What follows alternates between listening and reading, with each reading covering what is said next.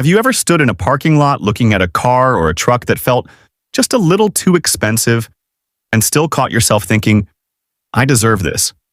Not because you're reckless, not because you're bad with money, but because you've worked hard, you're tired. You want something that feels like progress, something visible, something you can touch. And in that moment, the number on the price tag doesn't feel like $70,000. It feels like relief, like status, like finally catching up. But what most people never see is the invisible price tag that comes attached to that decision. The one that doesn't show up on the dealership window. The one that quietly follows you for decades. Because sometimes, the thing you buy today isn't just a purchase. It's a trade with your future self. And occasionally, that trade is a lot more expensive than it looks. Most of us grow up thinking money decisions are about affordability. Can I pay the monthly installment? Will the bank approve the loan? Is my salary high enough? We rarely ask the deeper question, what is this actually costing me over time? Not in interest rates alone, not just in fuel and insurance, but in lost opportunity.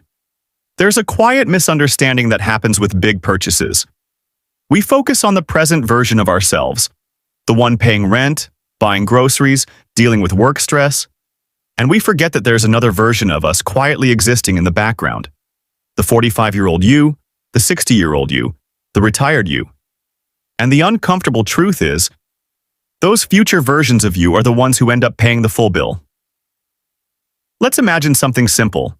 You're 30 years old. You're doing okay. You finally have some stability. You see a truck you've always wanted. It costs $70,000. The dealer offers financing, the monthly payments seem manageable, and you think, why not? Life is short. And honestly, that thought isn't wrong. Life is short. But it's also long in ways we don't feel yet. What most people don't realize is that the $70,000 isn't just $70,000. It's also the money that could have been invested. And this is where things quietly become uncomfortable.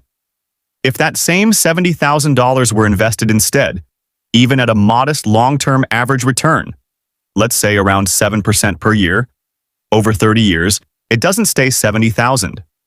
It grows. It compounds. It turns into something closer to $500,000. Sometimes more. Stretch that timeline to 35 or 40 years, and now you're approaching numbers that feel surreal. Numbers that start to flirt with $1 million. Not because of magic. Not because of risky trading, just because of time quietly doing its work while you're busy living life. And suddenly the truck isn't just a truck. It's the $1 million that never had the chance to exist. Now here's the part that makes people uncomfortable. This isn't about never buying nice things. It's not about guilt. And it's definitely not about living like a monk. It's about awareness. Because the real cost of big purchases isn't the money leaving your bank account. It's the future growth that disappears with it. Most people don't feel this loss because it's invisible. You don't get a notification that says, your future retirement just shrank by $600,000. There's no alarm, no warning light, just silence.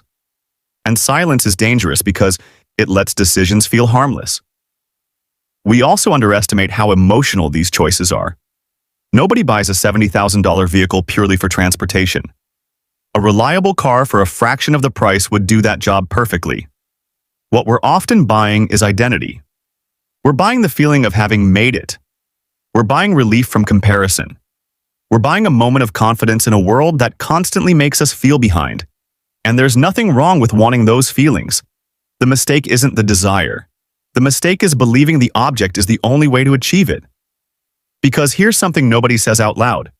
The excitement fades faster than the payments. The smell of the new interior disappears. The compliments stop. The novelty becomes normal. But the financial consequences, they stay. There's also a psychological trap called present bias. It's our brain's natural tendency to value immediate rewards more than future ones. $1 today feels more powerful than $1 20 years from now, even if logic tells us the opposite. Your brain isn't trying to sabotage you. It's trying to protect you from uncertainty. The future feels abstract. Retirement feels distant. But the truck in front of you is real, tangible, immediate. So your mind whispers, enjoy now. You'll figure the rest out later. and later quietly becomes a decade, then two, then suddenly you're closer to retirement than you ever expected. Wondering why the numbers don't feel as strong as they should? Here's the turning point that changes everything. The goal isn't to stop spending.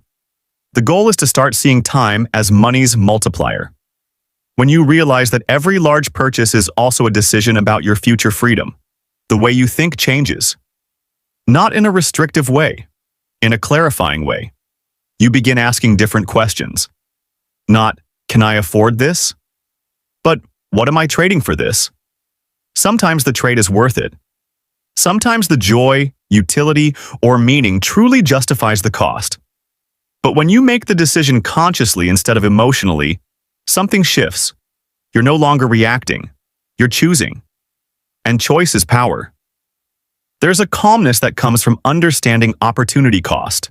Not fear, not guilt, just clarity.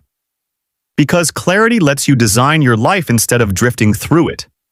You might still buy the truck someday, but maybe you do it after your investments are stable. Maybe you buy a slightly less expensive version. Maybe you delay it by a few years. Those small adjustments don't feel dramatic in the moment, but over decades they create enormous differences in freedom. And freedom, more than any object, is what most people are actually chasing. In practical terms, this doesn't require extreme sacrifice. It might mean setting aside a portion of income consistently before lifestyle upgrades. It might mean building an emergency fund so big purchases don't come from fear or impulse. It might mean learning just enough about investing to let your money quietly grow while you focus on your life.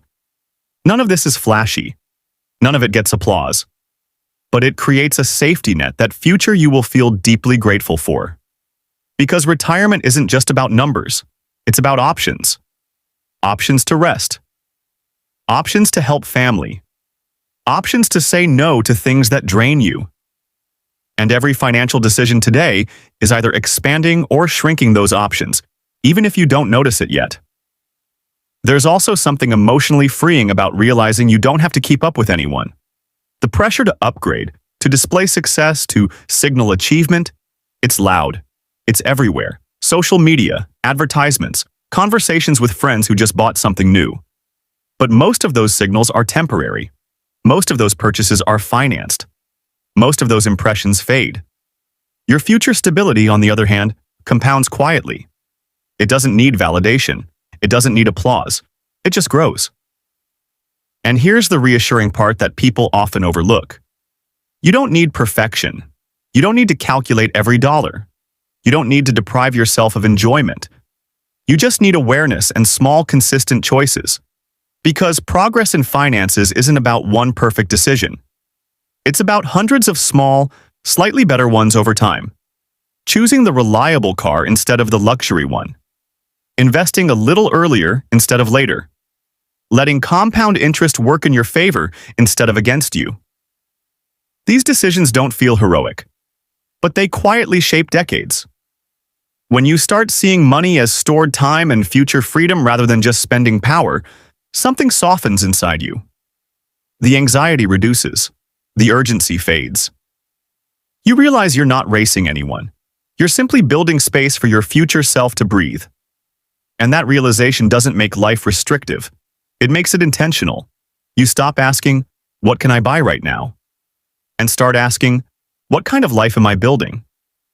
That question changes everything. Because in the end, the $70,000 truck isn't evil. It's not irresponsible by default. It's just misunderstood. It's not the object that matters. It's the invisible trade attached to it. Sometimes the trade is worth it. Sometimes it isn't. But when you can see the full picture, the present joy and the future cost, you move from impulse to intention.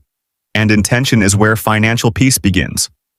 The quiet truth is this: your future isn't decided by one purchase. It's shaped by patterns. You don't need to fear spending.